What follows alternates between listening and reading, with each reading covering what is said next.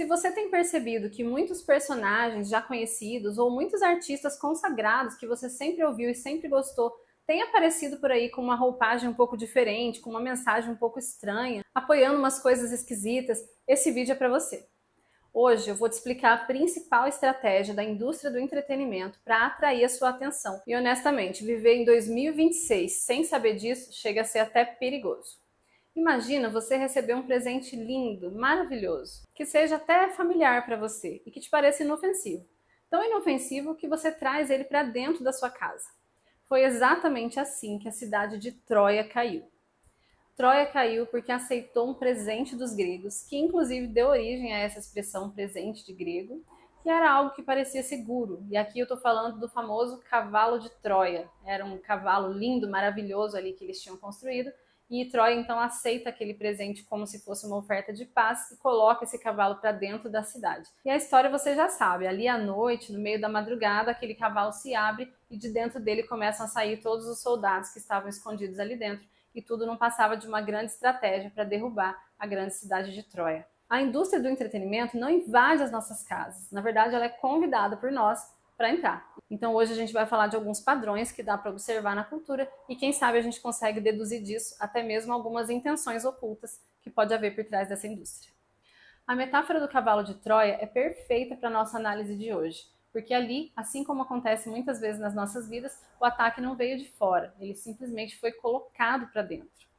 A cidade caiu porque ela aceitou um presente que parecia inofensivo. O cavalo entrou porque ele era conhecido, simbólico e confiável. Guarda bem essas três palavras. A indústria do entretenimento, e com isso realmente eu me refiro a Hollywood, na questão dos filmes, também os streamings, com filmes e séries que a gente assiste, e também a indústria fonográfica, que cuida de toda a parte de músicas, de artistas que são lançados, ela também trabalha com essa mesma estratégia. Para passar as suas mensagens, em vez de criar algo novo do zero, muitas vezes ela pega algo que já existe, algo que já é conhecido por você e te entrega com um novo conteúdo. Por isso que às vezes a gente tem a sensação de que tem alguma coisa errada naquele personagem, naquele artista que a gente acompanha. Ou seja, a forma muitas vezes continua igual, mas o conteúdo já não é mais o mesmo. Isso explica por que alguns artistas passam por uma virada de chave tão brusca, tão drástica muitas vezes. A indústria está se valendo da familiaridade que você já tem com aquela figura, com aquele personagem ou artista, e está usando ele muitas vezes para te entregar uma mensagem nova que faz parte da agenda. É por isso que até franquias já bem conhecidas e bem consagradas têm vindo também com uma nova roupagem. É o que acontece, por exemplo, com Star Wars. Os 3 últimos filmes trouxeram aí essa nova heroína que é a Rey, e ela não caiu bem, nem mesmo para as feministas não foi uma personagem que caiu legal, justamente porque o público entendeu que ficou muito forçado. A mesma coisa aconteceu com a mulher do Hulk. Eu não sei como é que fala em português, porque todos os conteúdos que eu assisto sobre isso são em inglês, então eu sei que eles chamam ela de She-Hulk, né? Eu esqueci como é, eu não sei se é a esposa do Hulk que eles falam, mas enfim, essa personagem também não caiu bem. Eu não estou dizendo que não possam haver protagonistas e personagens feministas, me entenda. A questão aqui é que realmente muitas vezes isso vem até mesmo com pouca narrativa, com um arco de personagem super fraco, que desagrada até mesmo as feministas, porque elas sentem que não foi feito um trabalho de criar uma personagem interessante. Simplesmente pegaram alguém ali com características até mesmo masculinas, parece que estão fazendo tipo um homem com uma aparência feminina, sabe? Enfim, várias franquias, vários filmes que a gente já conhece têm vindo com algumas mensagens, com algumas bandeiras que nos soam, no mínimo, muito estranhas. Efésios vai dizer que a gente não deve ser como crianças jogados para lá e para cá por todo o vento de doutrina, mas a gente deve ter discernimento das coisas. O pensador moderno Jonathan Pageau tem uma teoria muito interessante sobre isso, que é a teoria do parasita pós-moderno.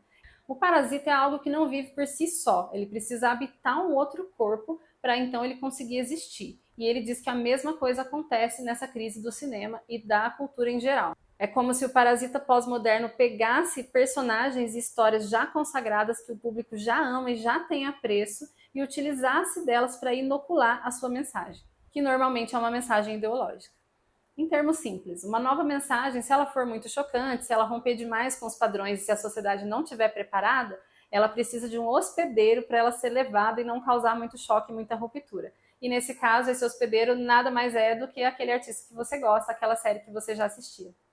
E por que isso funciona? Porque a familiaridade faz a gente baixar nossa guarda. Quando é um rosto conhecido, você não precisa passar por todo aquele processo de deixa eu ver se eu confio nessa pessoa, deixa eu ver se eu confio nesse personagem.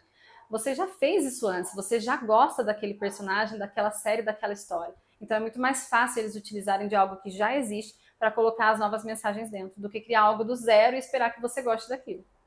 Agora, vamos ver alguns exemplos práticos dessa estratégia em ação. O primeiro caso é o da Taylor Swift. A Taylor, ela fez parte da história de muitas pessoas, né? Ela cresceu junto com muitas adolescentes que também tinham ali próximo da sua idade, que hoje também são moças jovens, e ela começou cantando as músicas do country pop, que era aquela coisa super romântica, né? Falava sobre desilusão amorosa, coração partido, e o menininho que gostava na escola, aquela coisa toda, e algumas outras questões sobre a questão da adolescência mesmo, a questão de crescer, enfim, várias outras histórias ali que fizeram parte da vida de milhares de pessoas que cresceram ouvindo essa voz. Só que ao longo do tempo, a cada álbum que ela foi lançando, os temas das músicas dela foram ficando cada vez mais pesados, cada vez mais agressivos. Então, de repente, ela já começou a cantar sobre vingança, traição, controle, ressentimento, além de incluir também nas suas músicas as questões de apoio às agendas LGBT e também se posicionar publicamente na questão da política, muitas vezes apoiando candidatos progressistas e também apoiando publicamente a questão do aborto, que eles vão chamar de maneira eufemística de pro-choice, né? Como se fosse pró-escolha, mas a gente sabe que isso não é sobre escolha, mas esse é assunto para um outro vídeo. Ou seja, aquele romantismo dos primeiros álbuns vai sendo deixado para trás e cada vez mais a música dela vai sendo descrita como perturbadora. E não só na música, mas isso consegue ser visto também na imagem pessoal dela, a forma como ela foi se vestindo, a forma como ela passou a se apresentar. Tudo isso foi mudando. E eu sei, algumas pessoas poderiam argumentar do tipo, mas ela foi envelhecendo, ela começou muito jovem, então faz parte do processo natural do amadurecimento da cantora. E isso é um ponto, ok, isso é verdade também, mas com um olhar mais profundo, você percebe que tem coisas mais importantes acontecendo aqui. E é aqui que entra o cavalo de Troia. É aquela mesma Taylor, aquele rosto lindo, aquela voz encantadora que você conheceu, que você gostava, que você já ouviu. Para muitas pessoas, como eu disse, é a trilha sonora da adolescência. Ela não faz parte da minha juventude, que eu sou um pouquinho mais velha que isso, mas eu tenho os meus cantores, os meus artistas também, que fazem parte, fizeram parte da minha vida e da minha história. Então eu imagino, eu sei como é você ter aquela voz familiar. Então hoje simplesmente ela mudou completamente de mensagem e esse é o melhor exemplo que a gente pode imaginar da estratégia do cavalo de Troia. Essas novas mensagens que ela começa a trazer não vêm através de um rosto novo, de uma figura nova na mídia. Tudo bem, até tem figuras novas, mas essas mensagens vêm principalmente por conta desses rostos e dessas figuras que a gente já conhece, que a gente já respeita, que a gente já tem apreço.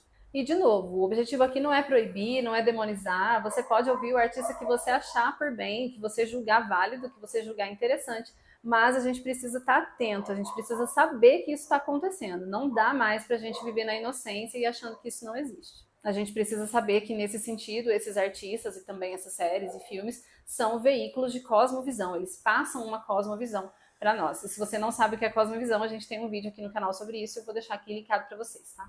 E assim como a Taylor, a gente tem vários outros artistas que também passaram por essa mesma mudança de estética, tanto de aparência quanto daquilo que defendem, daquilo que cantam, né, da letra das suas músicas. A gente tem a Miley Cyrus, que é sempre citada também nesse aspecto. E a mesma coisa aconteceu com a Britney Spears, aí sim foi na minha época e na minha geração. A mudança dela foi drástica, dos primeiros álbuns, das primeiras letras, para o que ela estava cantando no final, quando a vida dela começou a desmoronar. A diferença é gritante, é mais um exemplo do cavalo de Troia. Quer ver outro caso e outro exemplo? O caso do Felka. O humor é uma porta de entrada muito poderosa, né? Quando a gente ri, a gente se desarma, enfim, libera até substâncias de bem-estar. Então, por esse motivo e por outros, o humor é muito poderoso. E o Felka começou ali como um youtuber, uma pessoa extremamente tímida, que inclusive sofre de fobia social, e ele encontrou ali no YouTube um lugar para ser ele mesmo, para brincar, para se divertir, e começou ali fazendo conteúdos de humor, de palhaçada de todo tipo. Uma figura super espontânea, que passava muito aquela ideia do influenciador raiz, né? Era uma persona que gerava uma identificação imediata, especialmente com o público mais jovem. Agora, depois de ganhar milhões de inscritos, do nada ele simplesmente publica um vídeo sobre adultização, que é um tema super sério, super importante de ser falado, e esse vídeo alcança literalmente milhões de visualizações. Foi um fenômeno e até o momento da edição desse vídeo estava com 51 milhões de visualizações. É um fenômeno, eu nunca vi nada parecido com isso no YouTube. Realmente, o que ele denuncia ali é importante, é verdadeiro e, inclusive, outras pessoas já falaram sobre isso antes e não foram levadas com a mesma seriedade que ele foi. Aí, então, esse vídeo entra para o debate nacional, muitas pessoas, inclusive autoridades, começam a falar sobre esse assunto. começam a ter conferências, reuniões sobre esse tema, enfim, começam inclusive as discussões sobre meios para a proteção de menores de idade nas redes sociais. E pouco tempo depois é aprovada uma lei que amplia os mecanismos de censura e de controle nas plataformas digitais. Essa lei ficou conhecida como Lei FELCA ou ECA, Estatuto da Criança e Adolescente Digital. Eu não vou entrar aqui nos méritos dessa lei em si, porque eu estou falando aqui mesmo da figura do FELCA, da importância e do alcance que a figura dele tomou. De um cara que testava a base da Virgínia no canal, passava ela no rosto, como vocês estão vendo aqui, para uma pessoa que simplesmente gerou um conteúdo dessa visibilidade, que foi responsável até mesmo pela criação de leis. Não só essa lei que eu citei, mas também vários outros projetos de lei menores, né? Tem muitos projetos de lei relacionados com essa denúncia que ele fez e o vídeo dele serviu de base, de embasamento para muitas dessas leis. E aqui eu não estou falando que uma coisa causou a outra, eu estou te apontando os fatos e você pode tirar suas próprias conclusões. Agora, a cereja do bolo. Pouquíssimo tempo depois, questão de algumas semanas depois, o FELCA é contratado por quem? Pela Rede Globo, a maior emissora de televisão do Brasil. O que a gente vê aqui não é só um influenciador, é uma persona que se tornou completamente confiável, que já estava dentro da casa de muitos brasileiros e simplesmente ele mudou de mensagem. Como é que ele muda de mensagem assim tão rápido? Parece que virou um interruptor. É bem interessante, é algo para a gente pensar, com certeza. Ou seja, o humor abriu a porta, os inscritos vieram e uma vez que ele estava com bastante inscritos, ele começou a passar ali algumas mensagens. E agora ele se tornou mensageiro da maior emissora do Brasil. O FELCA é um rosto conhecido e a familiaridade que as pessoas têm com ele legitima praticamente qualquer ideia que ele venha a trazer. Esse é meu ponto. Quer ver mais um caso? Vamos falar agora do Will de Stranger Things. O Will não é um personagem novo, é um personagem que já é amado pelo público desde a primeira temporada. Eu assisti essa série, eu sou muito fã dessa série. E desde a primeira temporada, o Will mora no nosso coração por conta do desaparecimento dele, a forma como tudo aconteceu, a criança fofa, maravilhosa que ele era. Enfim, a gente ama o Will, a gente é louco pelo Will. E aí na última temporada agora o que acontece? O Will, em vez dele se desenvolver com os seus conflitos, com as suas vitórias, com coisas naturais que poderiam acontecer na vida dele, o que acontece é que ele é simplesmente redirecionado e ele se assume gay. E não somente isso, mas com a série apontando para isso como sendo o superpoder dele. Superpoder que inclusive foi essencial para ele conseguir derrotar o Vecna ali, que era o grande vilão da série. Então isso é apontado como uma grande força do personagem. Aquele afeto que o público tinha pelo Will, aquele carinho, aquele amor que a gente tinha por ele, é automaticamente transferido para essa nova mensagem que ele vem trazendo. É o mesmo Will que a gente sempre amou, só que agora ele está com uma mensagem um pouco mais confusa. Mais uma vez, aqui a gente não está falando de O-D-I-O, é simplesmente de uma estratégia narrativa, por qual motivo a série tratou as coisas dessa forma. Inclusive, muitas pessoas da comunidade LGBT ficaram muito incomodadas com esse desenvolvimento do personagem do Will e eles entenderam que não foi uma coisa legal, porque parece que isso foi jogado, assim, tipo, que o roteirista escreveu, ele vai ser tal, e vai ser contado assim, e parece que foi uma coisa até meio chutada. Muitas pessoas LGBT não ficaram contentes com isso, porque sentiram que faltou desenvolvimento para o personagem, que faltou o amadurecimento, enfim, faltou ele passar por coisas de verdade, que realmente transformassem, marcassem a vida dele. Parece que ficou só uma coisa ali para lacrar, sabe? Isso não sou eu que estou falando. Se você procurar aí nos fóruns, nos Reddits da vida, você vai ver que realmente tem muito comentário nesse sentido. Nas entrevistas do Noah Schnapp, que é esse ator que faz o Will, que também é homossexual na vida real, ele diz algo interessante. Ele fala que essa mensagem que ele está trazendo hoje por meio do personagem do Will é uma mensagem muito poderosa para se passar para as crianças, de que a sexualidade delas não é uma fraqueza, mas sim uma força. E ele chegou a comparar isso até mesmo com um superpoder. E você não ouviu errado, ele realmente disse crianças. Então você consegue perceber o padrão com tudo isso que a gente discutiu? Realmente é pegar alguma coisa que é conhecida e fazer dela um hospedeiro para inocular, injetar, disseminar ali dentro alguma mensagem nova, alguma ideia que você queira propagar. E geralmente é uma mensagem ideológica. O cavalo consegue entrar na cidade porque ninguém desconfia dele. Agora, se você acha que isso de agenda ideológica não existe, eu só posso orar por você e pedir que Deus abra os seus olhos para que você consiga enxergar. 1 Tessalonicenses diz, examinem tudo e retenham o que for bom. O cristão não é chamado para rejeitar a cultura, para viver numa bolha como se ele estivesse fora da cultura, e sim para discernir. Nem toda mudança é ruim, a gente não está dizendo que toda história tem que ficar igual, que todo personagem tem que ficar igual para o resto da vida. Não é isso, existe amadurecimento, existe mudança, existe arco narrativo, isso é super importante. Mas quando a identidade é apagada e aquele personagem, ou aquela história, ou aquele artista vira só um meio para propagar uma mensagem, aí a gente precisa abrir os olhos. Porque nem todo presente bonito vem vazio. Às vezes aquele cavalo lindo, maravilhoso, está cheio de soldados por dentro que querem te destruir. A gente precisa entender de uma vez por todas que o que nós ouvimos, o que nós assistimos, importa. E a gente tem um vídeo sobre isso aqui no canal, eu vou deixar aqui para vocês assistirem também. É super importante a gente tomar consciência de que tudo que a gente assiste, tudo que a gente consome, importa e faz parte da formação do nosso caráter e da nossa cosmovisão.